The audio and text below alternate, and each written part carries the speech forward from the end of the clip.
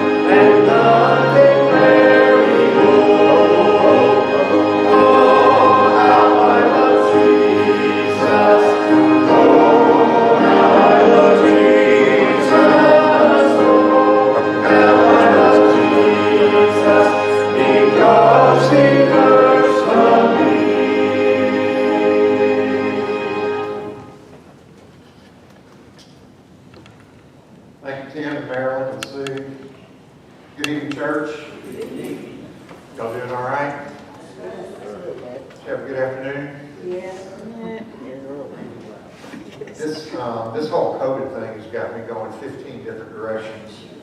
I don't know what I'm doing half the time. I would never in the past have had my phone with me in the sanctuary. It just doesn't ever come. But because of the way we've been doing things differently, my phone does actually sometimes now come into the sanctuary, and it really makes me nervous. It reminds me of a funeral we went to years ago in Hot Springs. And somebody's phone in the middle of a funeral at the most inopportune moment possible began to ring. And this was several years ago, and apparently the person who owned the phone had not really learned how to operate it very well yet, and they didn't know how to shut it off. And whoever was calling was quite persistent. There must have been some kind of emergency, because they called about 4 times in a row, you know, and at some point in a crowd like that, with that kind of social faux pas, it's really everyone just trying to pretend it's not me. Yep. You know, so even the person whose phone's ringing is like a statue, because they're not going to admit that it's their phone. They're not going to reach into their purse or whatever and bumble around and try to figure out the way to turn it off. So I'm always frightened to bring a telephone, a phone, a smartphone into a worship service like this. But I'm pretty sure. Yeah, I'm pretty sure. Yeah, I can see the red. You know, it's turned off. If it makes noise, it's not my fault. Operator error. Yeah. When the plane crashes, it's always the pilot's fault, right? All right, so tonight, you know, I've never been able to do the Lord's Supper where I could put it in my pocket and carry it up here. But now I can. Brought to you once again by COVID, you know. Isn't life grand? Some of you have already grabbed these. The reason that we put them on the tables, I'll just kind of walk you through this so you know when we get there in a few minutes.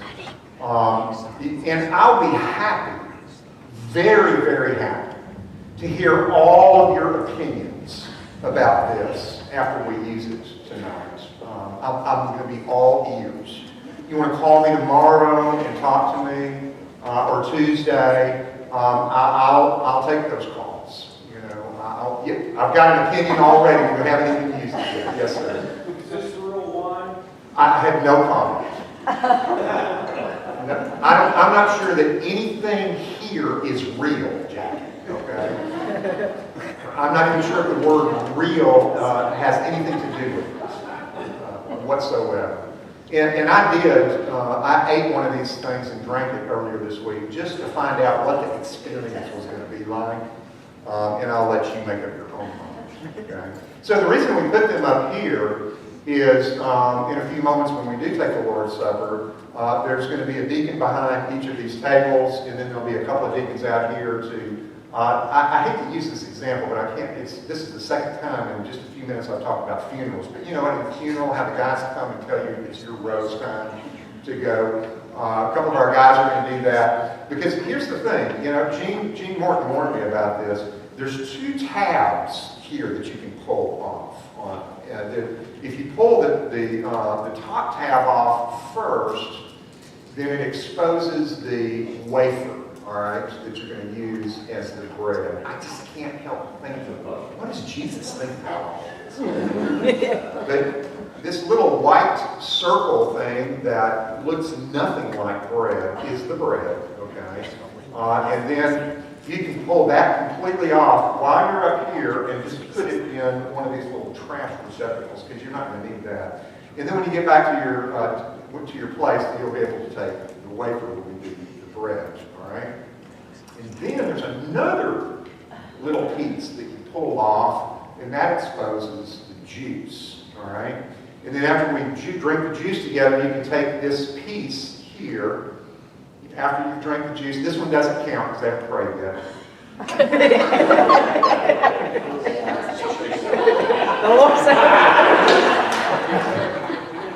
And then you can.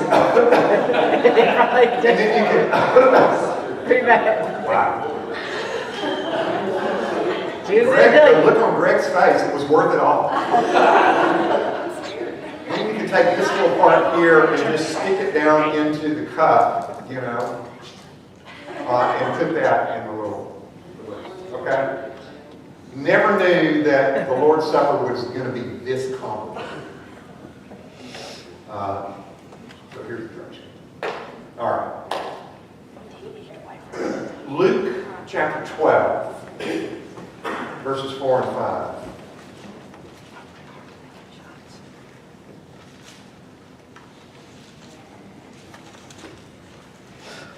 This is an example of Jesus teaching his disciples, but it's one of those cases where there were large crowds present as well. And Luke just tells us, Matthew says something similar at the beginning of the so-called Sermon on the Mount, Matthew chapter 5.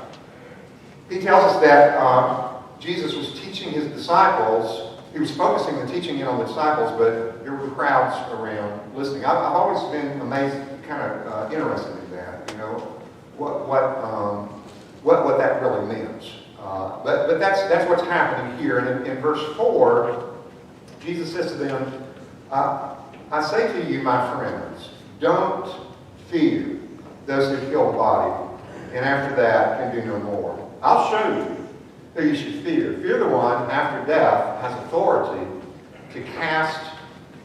There is no direct object here. You can do that in Greek and get away with it.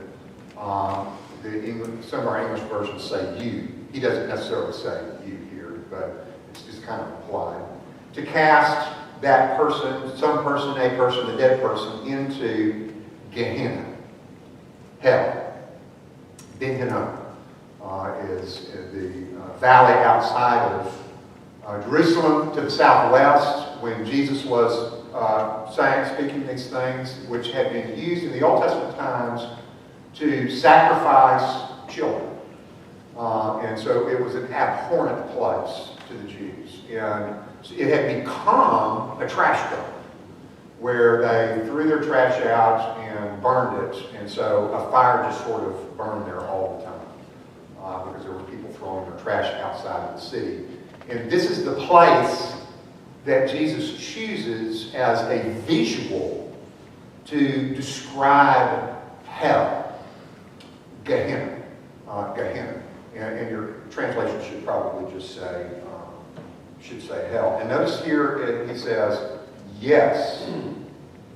In case anybody is saying, oh, God throw someone into hell?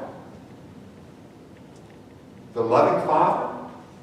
And he says, yes. I say to you, fear him. These are rather stark verses.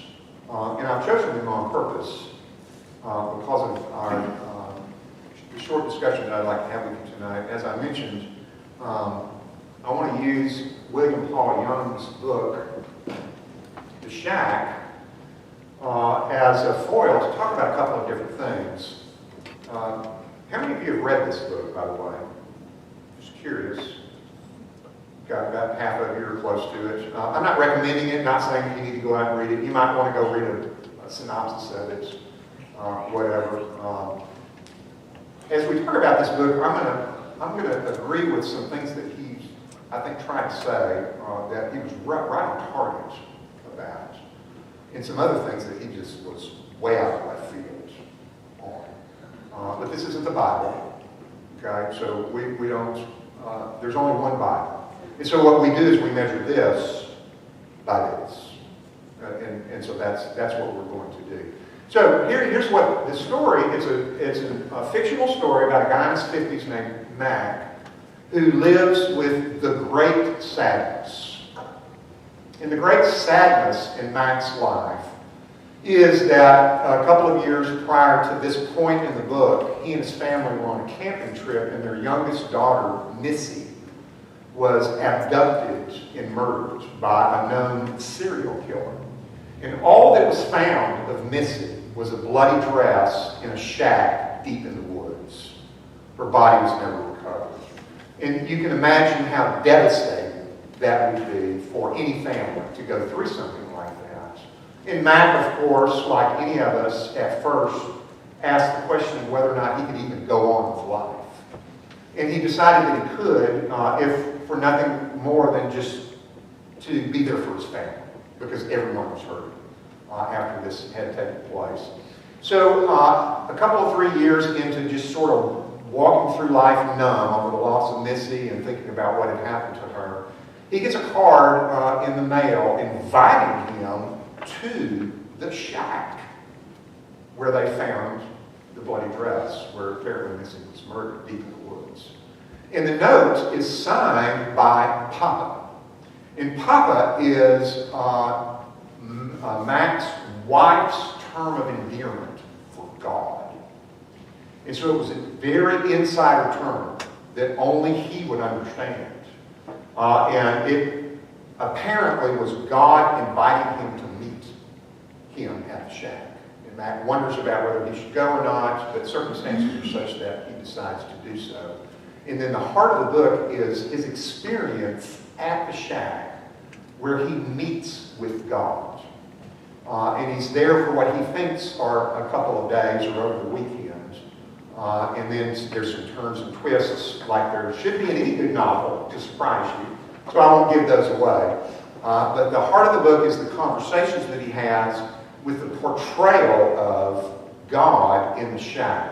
And there's one thing that William Paul Young is adamant about that I like.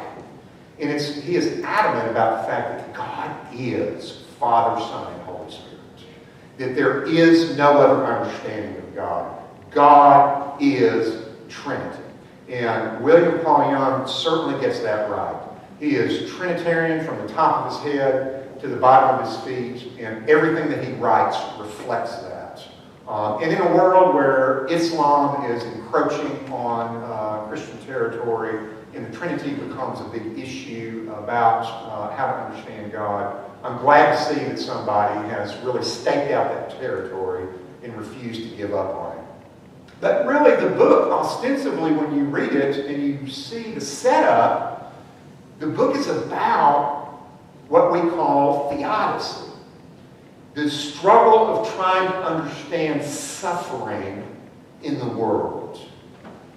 And this is something that is as old as the Bible. This is really the theme of the book of Genesis. Remember the thing that Joseph says to his brothers that is sort of the climax of the book of Genesis. Does anybody remember what he said to his brothers after their dad died and the brothers were afraid? What you meant for evil, speaking to his brothers, God meant for good. Speaking of his suffering, because they had put him through some suffering. And so you read the book of Genesis and think, oh, this is a book about creation. Yes and no. Oh, this is a book about the promises that God made to Abraham.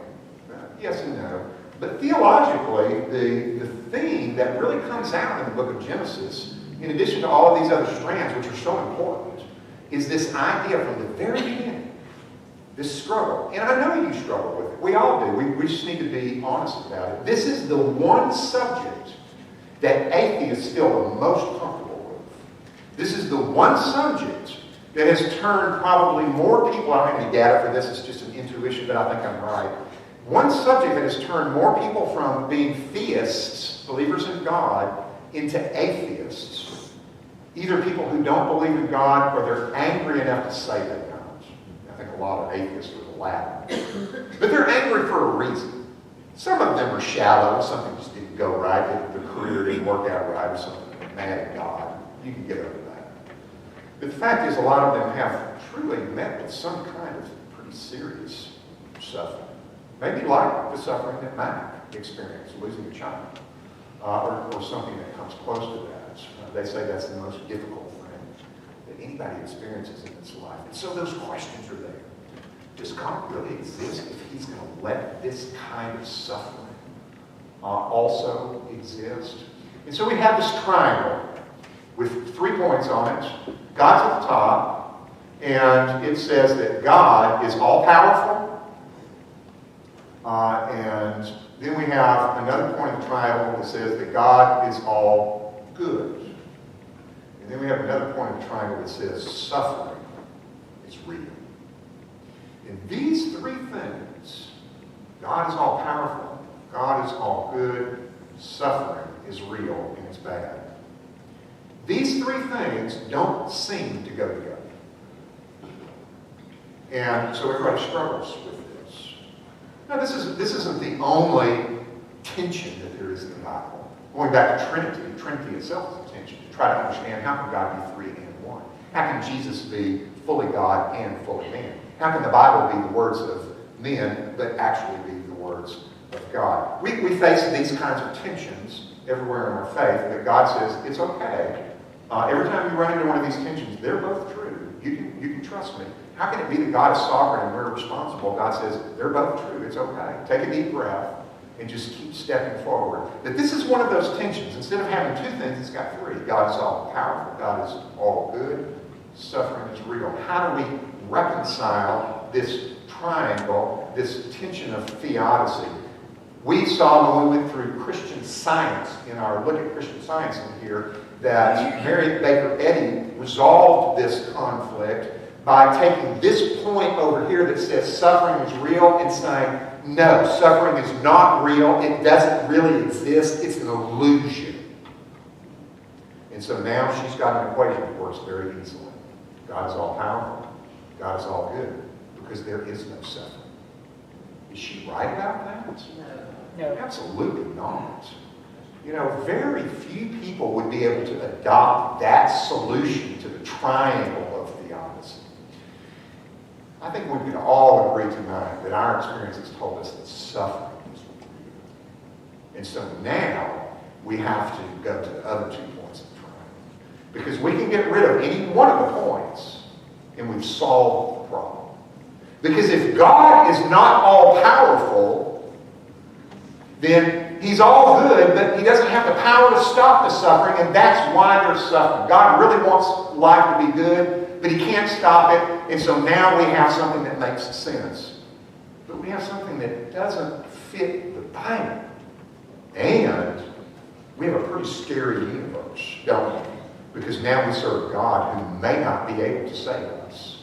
Because there are things in the universe that are more powerful than he is. There are things that bring suffering into our life that he can't control. That's a scary universe to live in. Or we could say, God is all powerful. He is sovereign and he is in control of everything, and suffering is real. So maybe this is the point on the triangle that we must get rid of. God's just not all good. He's got a wicked streak in him. Maybe he just enjoys watching certain people suffer. And so God makes these arbitrary choices to bless some people and to curse others.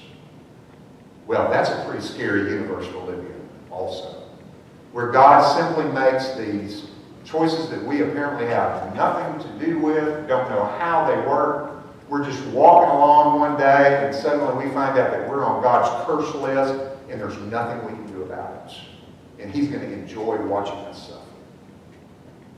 And you know, you can commit suicide. That won't even help because you're just going to go be with him at that point. You can do whatever he wants to do. That's a pretty scary universe to live in.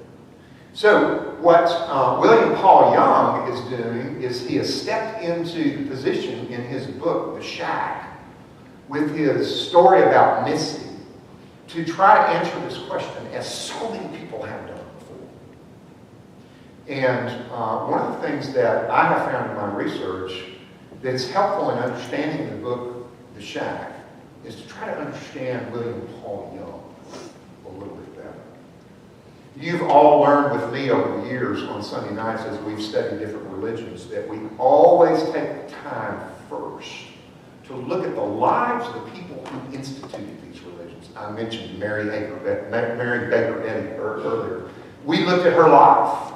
And when you look at her life, you see why she arrived at some of the conclusions that she did. When you look at Joseph Smith, you see why he came to some of the conclusions he did in developing his offshoot religion that we still live with today. And the same thing is true with William Paul Young. You know, there were even things that happened in his life that insinuated some of what's going on in his book. They had a niece at 5 years old who died. And so far I haven't been able to find out much about why, and I don't know if it was a similar situation as Missy in the book, but he is speaking from, he's not just making things up necessarily. It's a novel, it's fiction. But he's speaking from experiences that he has been through. So I think we can come along as we look at William Paul Young and at least say, here's another guy who is struggling with something that we've all dealt with.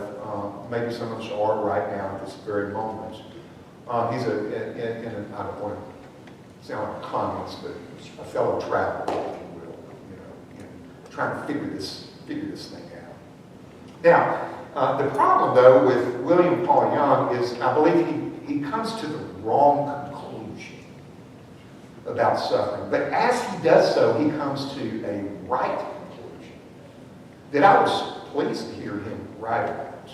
He ends up saying a couple of things about suffering through this fictional character, Mac, in the shack, in his conversations with God.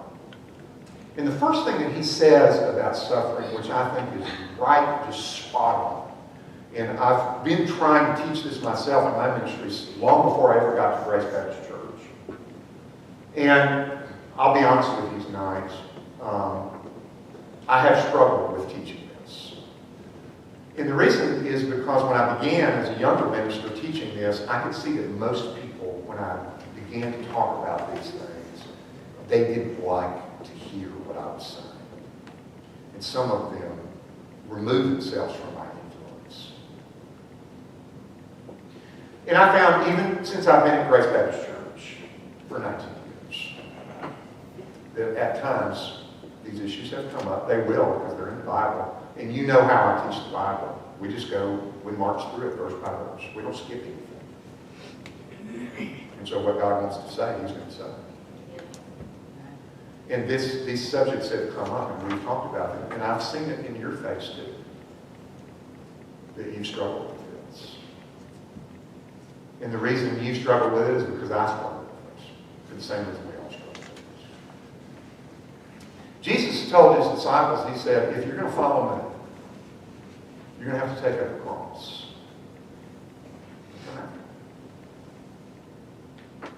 Paul, in one of his letters to disciples, said that he has this concept of filling up what is lacking in the sufferings of Jesus Christ. That's a profound statement. It is theologically provocative, first of all, to even insinuate that there's anything lacking from the sufferings of Jesus Christ.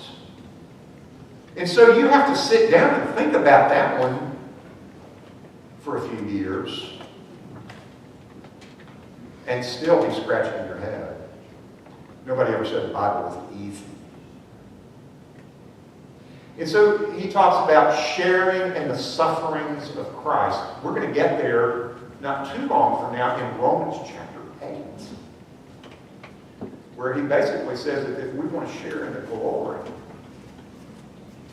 then we need to share in sufferings. I think this was illustrated well in the life of Dietrich Bonhoeffer when he was living in Germany in the 1930s and was a brilliant theologian, brilliant young theologian, and had friends around the world. And when they saw what was about to happen in Germany, they wanted to save his life, and so they prevailed upon him to leave Germany, go to England first, and then come to the United States, where he was safe, where he could sit out the dangers of Nazi Germany, and when everything was over and it was safe, he could go back and resume his leadership in the church of Germany.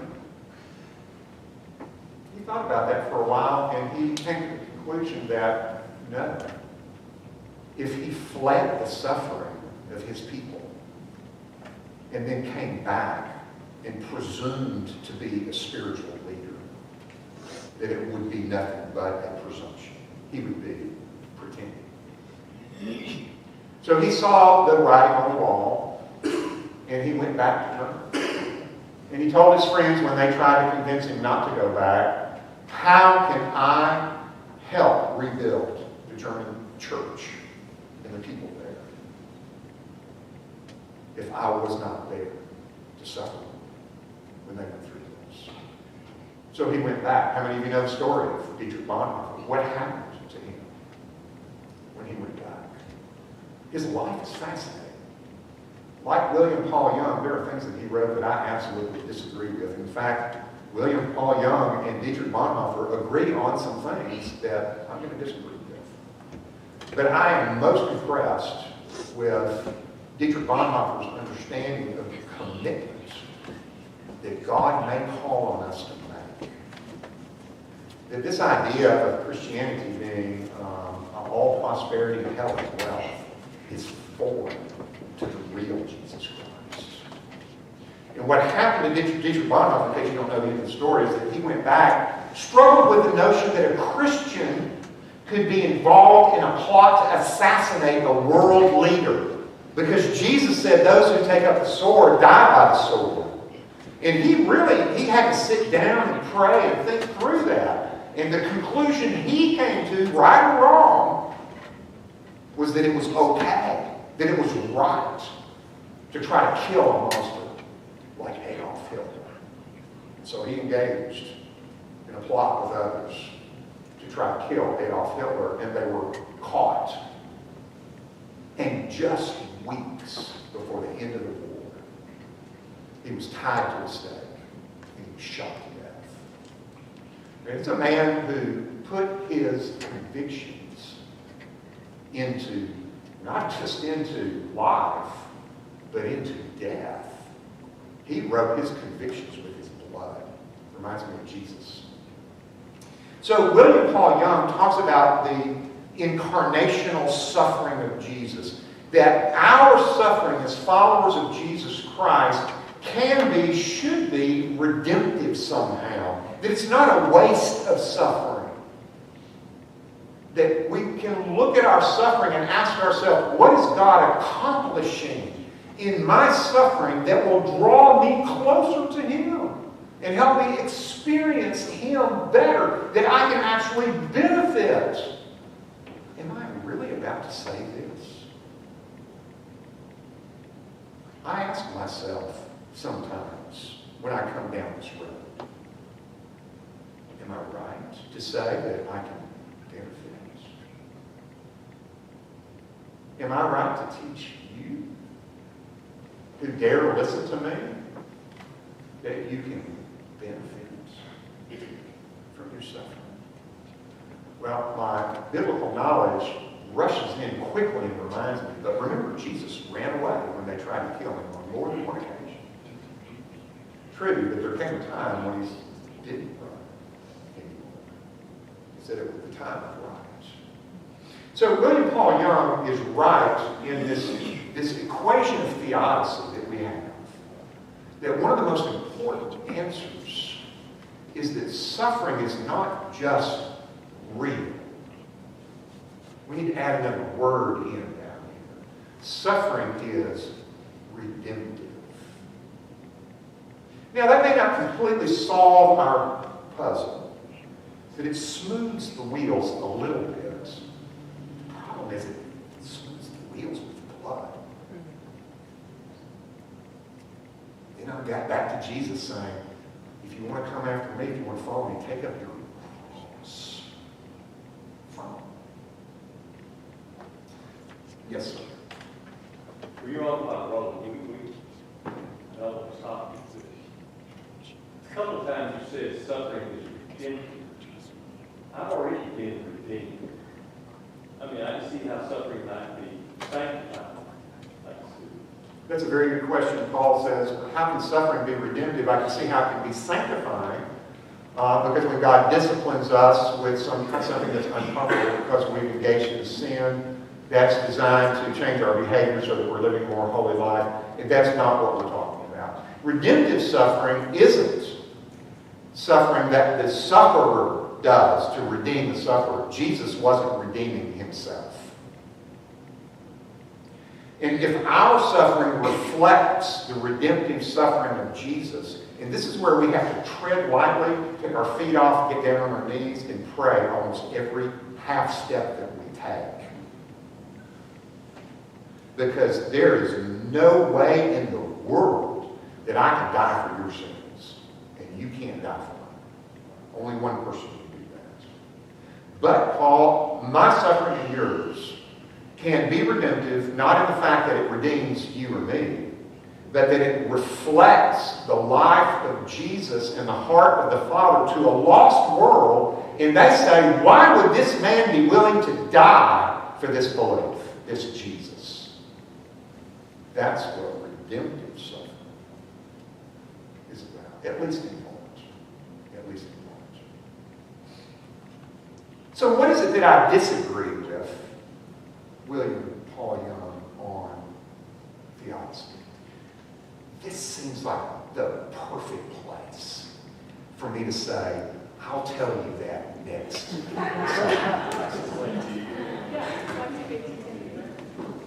We continue in 2 years. And one of the reasons that it seems like the perfect place to say that is because what we just talked about is a good thing to have in mind as we go to the table and take the bread together. Would you bow your heads with me, and the gentlemen who are going to help out, if you'll be in position.